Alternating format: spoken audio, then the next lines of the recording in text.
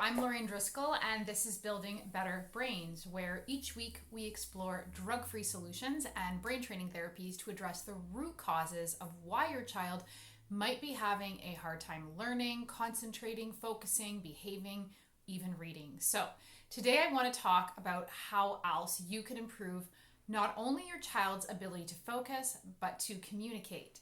If you've ever noticed your child has a hard time finding words, is frustrated because he or she can't seem to say what they want to say, their teacher has stated your child is reserved and rarely raises their hand, or your child has an actual diagnosis of expressive language disorder, then this vlog is for you. You might have already tried some of the suggested cognitive therapies that I've mentioned in previous videos and vlogs and so forth. And if you haven't checked that out, hop onto my YouTube channel. And those videos were about improving left to right brain communication. So perhaps your child has had some success, but there's still room for improvement. And that's because cognitive or movement therapy doesn't end with improving right and left brain communication. And if I say I'm kind of frustrated when I say that, it's because I've noticed there is a trend among educational therapy and brain balance and all sorts of other movement therapies that there is a bit of a obsession or fixation with left and right brain communication, and that if we improve that, all of your problems are going to go away. And it does not end there. And don't get me wrong, left and right brain communication is important, but if you think your work is done with improving left and right brain communication, or you've done that already and your child has struggles, still has struggles with communicating his or her ideas, or has problems with focus or comprehension or attention, then you need to do more than improve communication between the left and right sides of the brain. By now, you know that certain movements target specific areas of the brain if you've checked out my videos. And when there are learning and behavioral difficulties, these movements can strengthen weak connections. So ensuring your child gets plenty of varied movement is a great place to start, letting them get outside and just all of that kind of old-fashioned traditional play. If your child does have these learning and behavior issues. However, these childhood exercises won't necessarily be enough to target areas of the brain where connections are weak, perhaps because a child moved, too quickly through a certain milestone, as I've talked about in several different blogs and videos. Or perhaps they were expected to do too many academic tasks too early when they were not developmentally ready. So this is a big frustration thing I see with kindergarten when we're teaching young children to read. It's like asking a child to sit still and learn numerical and letter concepts before their lower brain levels are developed is like asking someone who, has never worked out to start doing pull-ups and lift 25-pound weights. Even if they can do it for a short while, there can be detriments and this can totally backfire. Previously, I did a series on how poor communication between the right and left brain hemispheres can impact learning, emotional regulation, as well as attention. Exercises that cross the midline, that setting an imaginary line in the middle of your body, like cross crawls, right, are excellent ways to improve your child's ability to remember directions in order to follow through on them. So we often refer to this as weak auditory processing, which is one of the factors identified factors in ADHD symptoms. And if you want your child to listen and focus better, then they need to be able to coordinate the back and front areas of their brain. So the back area is the receptive part of their brain, and the front part is the expressive part, among many other things. So the inability to remember instructions or explanations is just one aspect of poor learning and attention. The brain doesn't just work left to right or right to left, but also back to front, as well as top to bottom, which is another vlog altogether.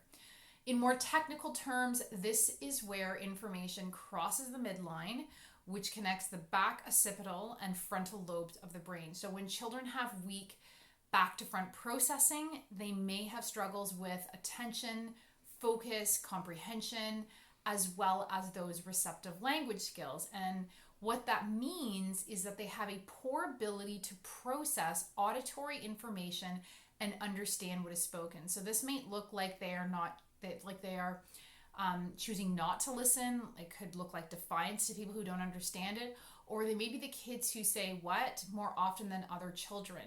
And they likely heard you speak, but they need you to repeat it so that they can better process it.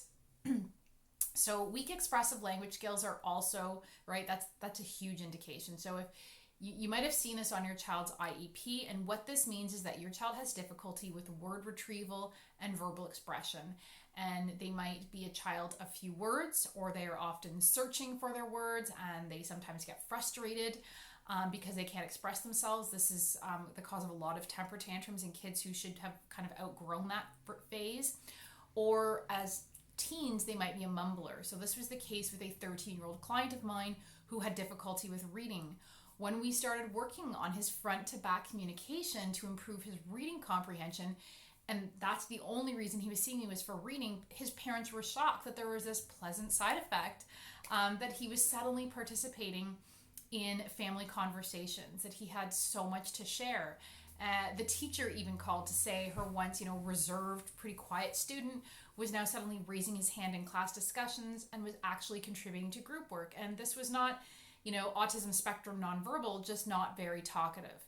So these parents just thought their son was a boy, a few words, and it turns out he had a lot he wanted to say, but always felt getting it out was just so much darn work.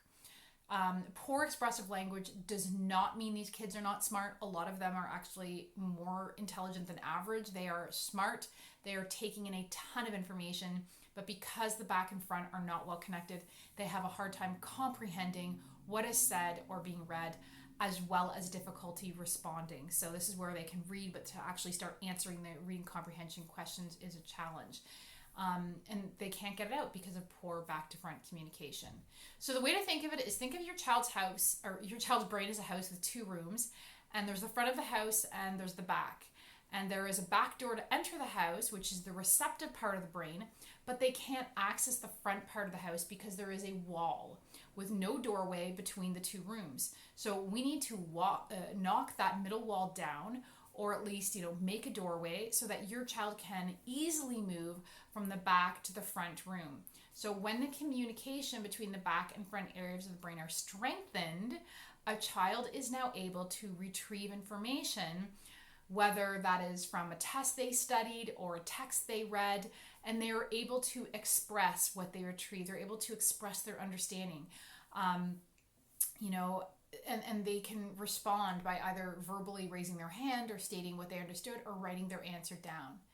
So if you found this interesting and you want to know more, hop onto my website, www.lorrainedriscoll.com. And you can also contact me for a free 20-minute Better Brains breakthrough session, where I will help you identify 3 factors that could be affecting your child's ability to learn and behave better, and what you can do about it to get the ball rolling so that they can reach their full potential. And if you're interested in getting more support and addressing the root cause for poor focus, learning, and behavior, then contact me to learn more about my 6-month program, the Full Potential Clinic. Thanks for listening.